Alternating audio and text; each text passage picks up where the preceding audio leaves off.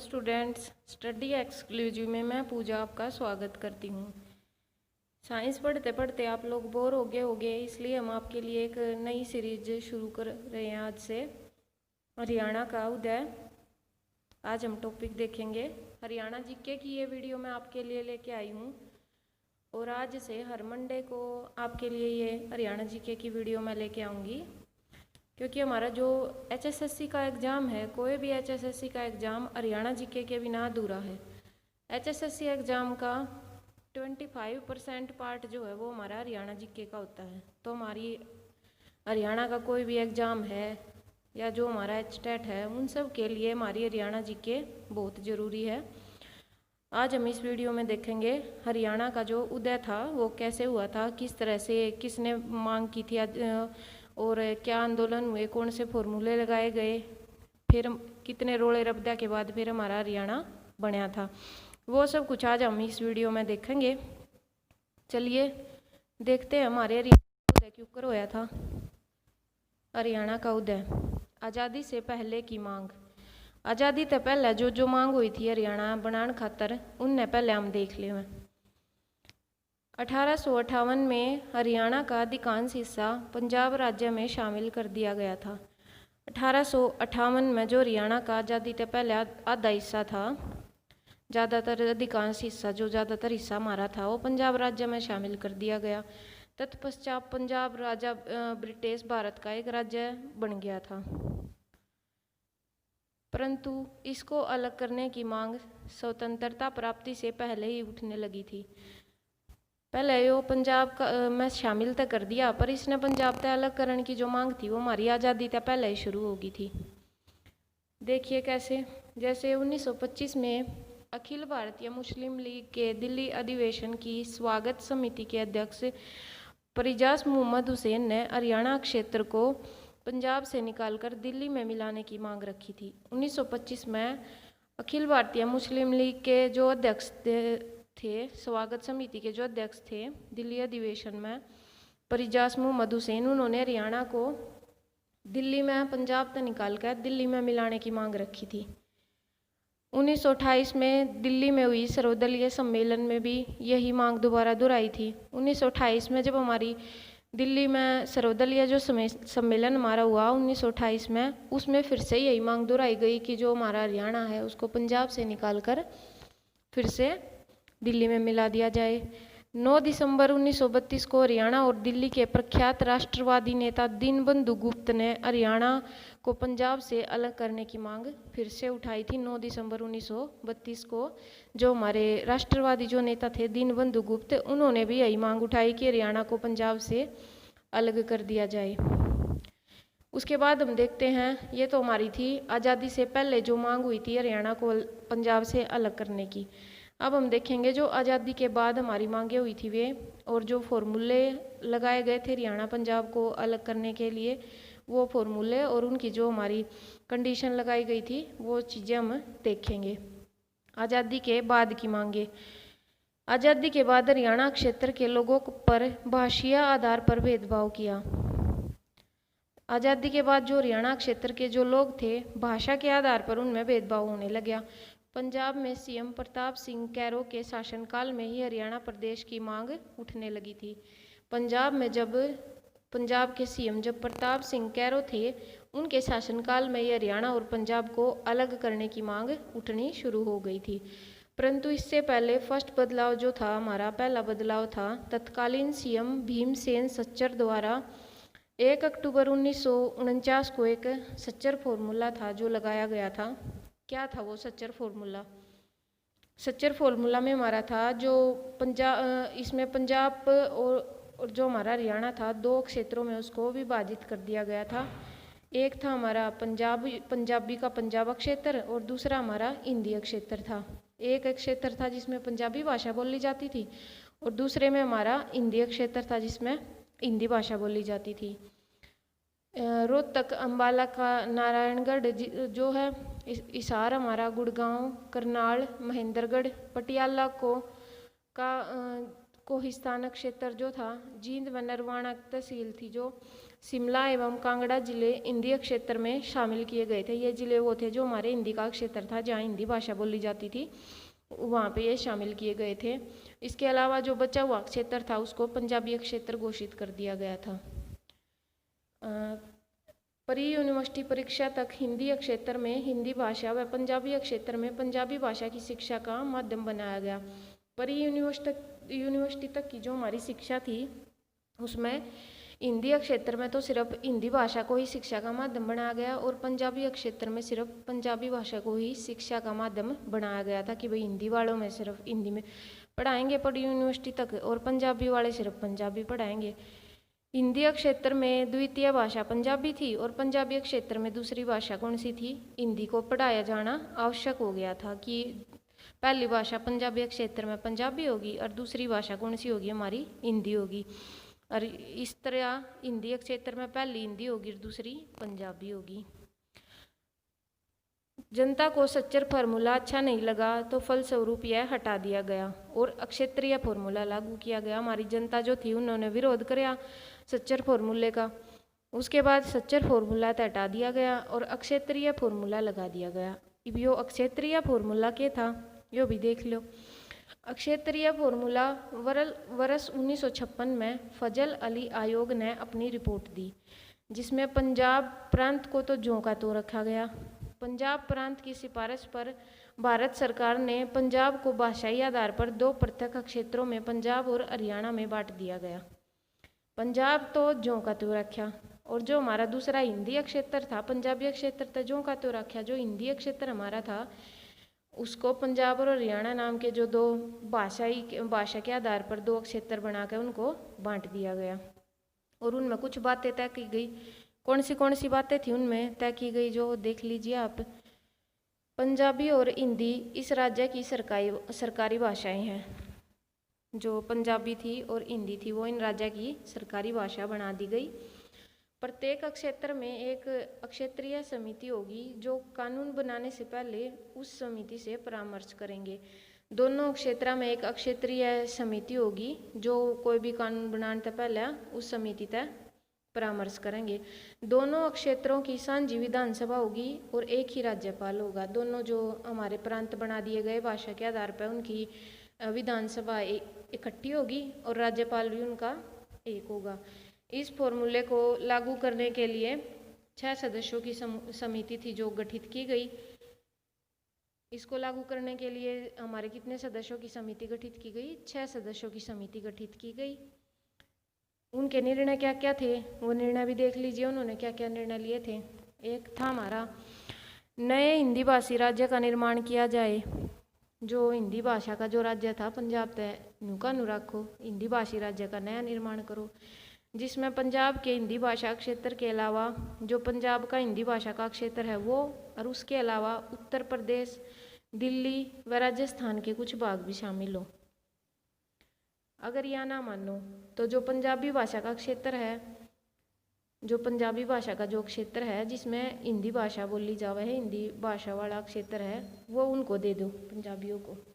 अगर यह भी ना मानो तो फिर पंजाब में पहले से निर्वाचित हिंदी क्षेत्र में काट छांट स्थान नहीं होगा। तो जो पंजाब में पहले से निर्वाचित कर दिया गया है हिंदी क्षेत्र उसमें कोई काट छांट नहीं होगी। ये उनके निर्णय थे।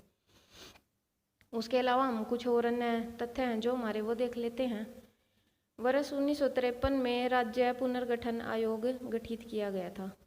कब किया गया था? 1953 में एक राज्य पुनर्गठन मतलब जो हमारे राज्य हैं उनको दोबारा से पुनर्गठित करने का आयोग गठित किया गया। इसमें भाषाई आधार पर पंजाब विभाजन को नहीं माना। जो हमारा क्षेत्रीय फॉर्मूले में जो भाषा के आधार पर पंजाब का विभाजन हुआ था उसको नहीं माना।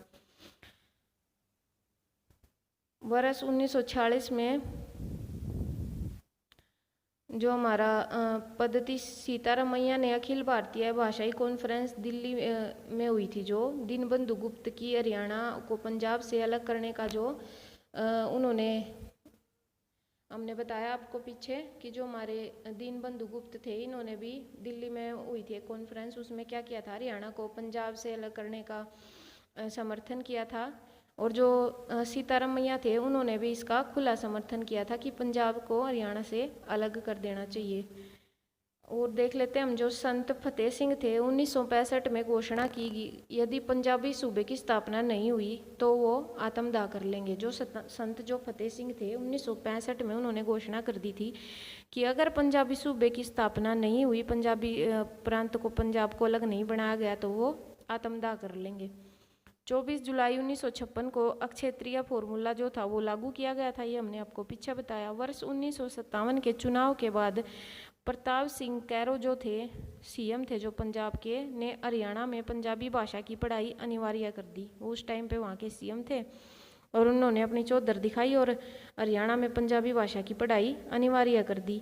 फलतः विरोध शुरू हो गया, तो फिर विरोध, हरियाणा में विरोध शुरू हो गया। विरोधों के दौरान हजारों लोगों को कैद कर दिया गया। रोहतक व हिसार में आंदोलन था जो वो काफ़ी प्रभावशाली रहा और आखिर में बलवंत तसल को हिंदी क्षेत्रीय समिति का अध्यक्ष चुना गया। उसके बाद वर्ष 1960 में सिखों के नेता मास्टर तारा सिंह थे, जो हमारे सिखों के नेता थे, जो सिख होते हैं, जो हमारे सिख आएगा, यहाँ पे थोड़ी सी मिस्टेक होगी है, ये देख लीजिए आप। मास्टर तारा सिंह ने पंजाबी सूबे के लिए आंदोलन शुरू कर दिया और उनकी गिरफ्तारी के बाद नेता फतेह सिंह आए। उनकी गिरफ्तारी के बाद कौन आया? नेता जो फतेह सिंह थे वो आए।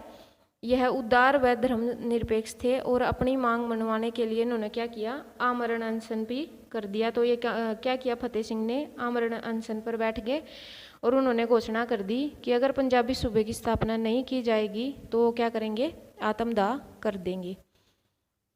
उसके अलावा एक हमारा तथ्य है, 1948 में मास्टर तारा सिंह ने अपने पत्र अजीत में पंजाबी सूबे से भी एक कदम आगे, पहला रोला चल रहा हरियाणा पंजाब का, उसके अलावा जो हमारे मास्टर तारा सिंह है उनने एक बात और डाल दी कि पंजाबी सूबे तभी एक कदम आगे उन्होंने क्या मांग कर ली कि सिख राज्य की मांग कर ली उन्होंने कि सिखों का एक अलग राज्य बना दिया जाए। 23 सितंबर 1965 को भारत के गृह राज्य मंत्री संसद के दोनों सदनों में पंजाब के पुनर्गठन के संबंध में संसदीय समिति के गठन के निर्माण की घोषणा की गई। 23 सितंबर 1965 को भारत के गृह और राज्य मंत्री संसद के जो दोनों सदन थे, गृह मंत्री और राज्य मंत्री, पंजाब के पुनर्गठन के संबंध में संसदीय समिति के गठन के निर्माण की घोषणा की गई कि एक संसदीय समिति का गठन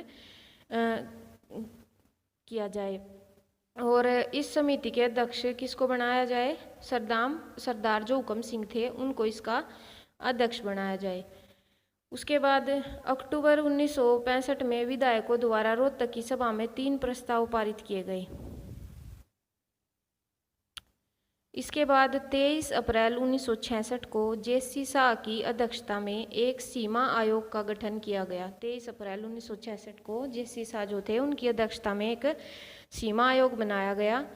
इस आयोग ने 31 मई 1966 को रिपोर्ट दी। हरियाणा में निम्न क्षेत्रों में सम्मिलित किया। जो हमारे हरियाणा था उसमें कौन से क्षेत्र थे जिनको सम्मिलित किया गया?